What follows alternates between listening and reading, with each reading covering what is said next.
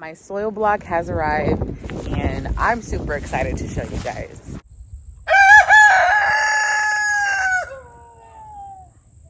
Hey y'all, welcome back to the channel. I'm Chrissy and this is Barefoot in the Garden. The reason for today's video is for me to share with you guys how I'm going to be starting majority of my seeds in 2022. This guy right here is the 2-inch Ladbrokes soil block maker. So I got this bad boy on Amazon for about $45, give or take. And this is one of the authentic Ladbrokes soil block makers.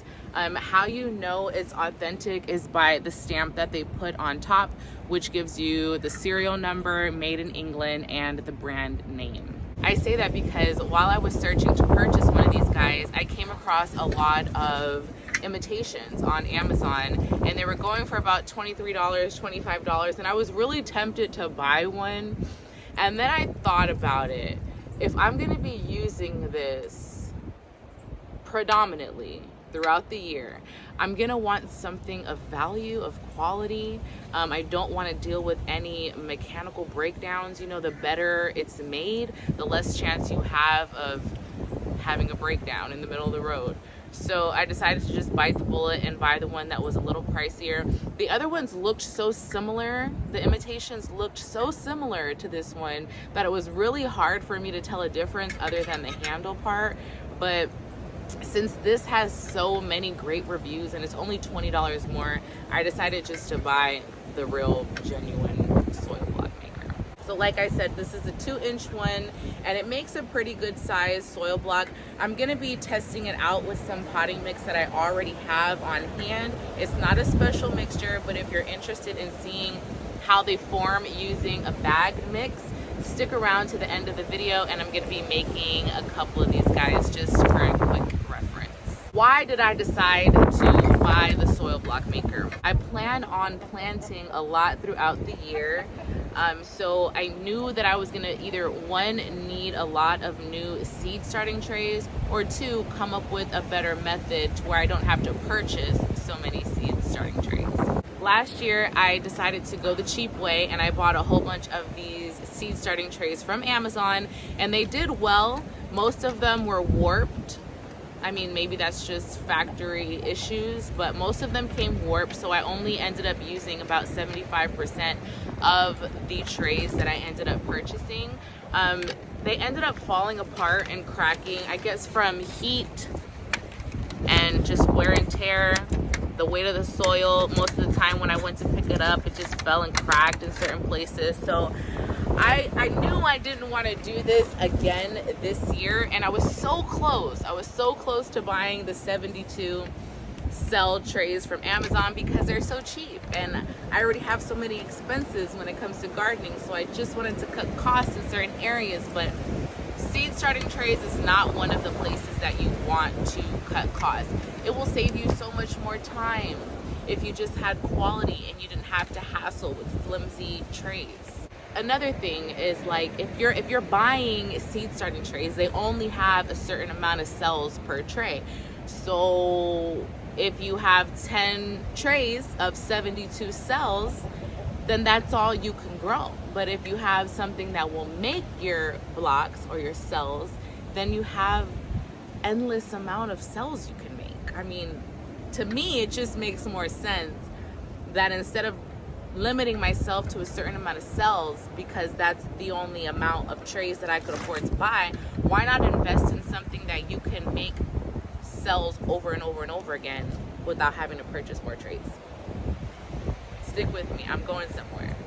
Once you make your soil blocks, you're gonna have to have somewhere to rest them to allow the seeds to germinate. So I saw a couple people recommend like old baking sheets, which I have a few of these already laying around. So this is one option. The only con that I came across when using trays that don't have holes on the bottom, the only downfall that I heard of with using these types of trays is that when you lay your blocks onto the tray and they start to grow, your seeds start to grow and the roots start to come through the bottom of the block, it might get webbed with the other blocks that you have, since there's no aeration in the bottom, since there's no airflow to cut those roots from the bottom of the block. They might web together inside and become root bound that way. So I'm not going to be using these for all of my cells. I do have another option. You know, when you go to a nursery and they have these guys, you can either purchase, you know, your plant starts and put them in here, and they'll let you carry it out the store and take one of these guys for free. There's this one nursery in Houston that they just have a whole bunch of them sitting at the register, and you could just take as many as you want. So that's how I ended up snagging these guys. So they sell some that have smaller holes on the bottom, but I think this one will do perfect for the 2x2 soil blocks.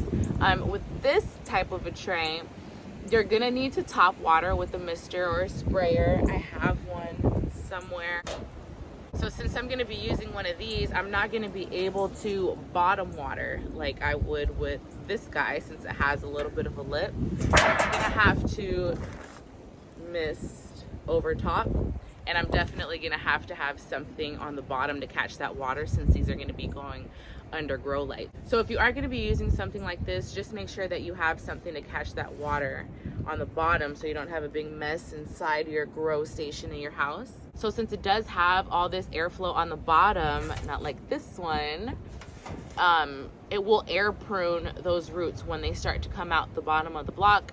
It will air prune those roots, so you won't have no rooting together, no root bound going on. That is exactly what you want. You want the air to be able to prune all those roots all the way around. So like this one has holes on the side.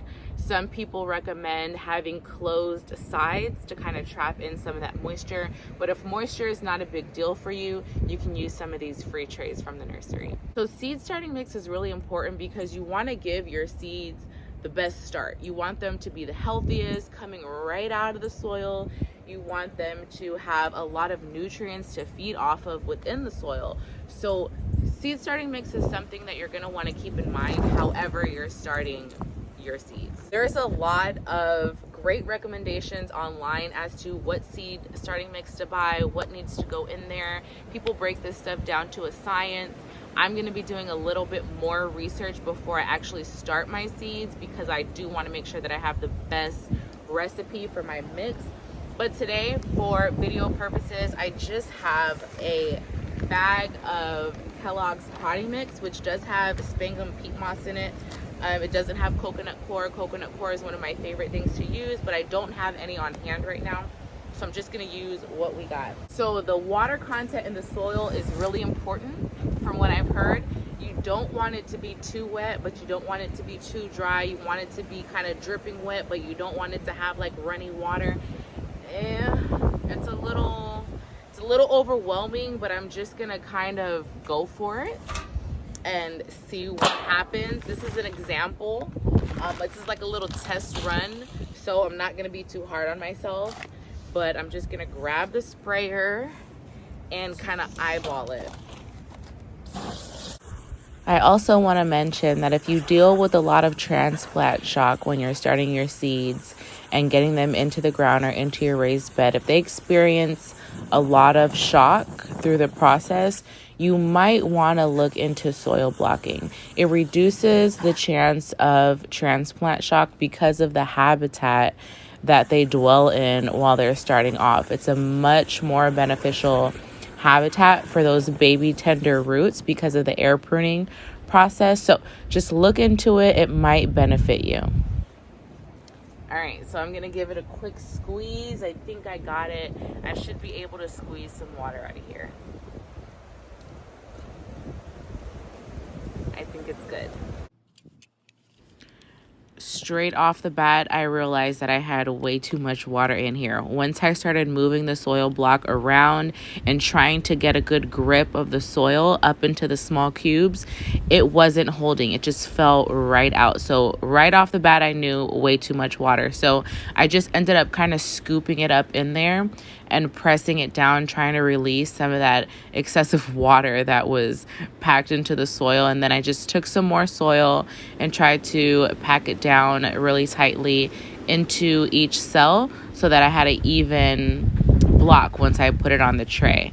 So just using the simple baking sheet for this example, plop them right out, and they held together pretty well. I thought that they would fall apart because of the excessive amount of water, but I don't think that I did too much water to the fact that it would damage them, because they held together pretty well. But if you look down in the bin, you can see a little puddle of water right there in the middle. I actually tried to scoop some of it away because it was just forming right in the middle. So the second 4 were a little bit better.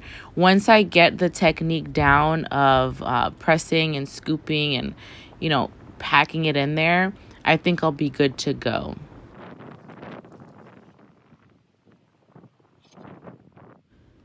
Another factor that came into play was the fact that I'm using a bagged potting mix and I didn't create my own mixture for the blocks.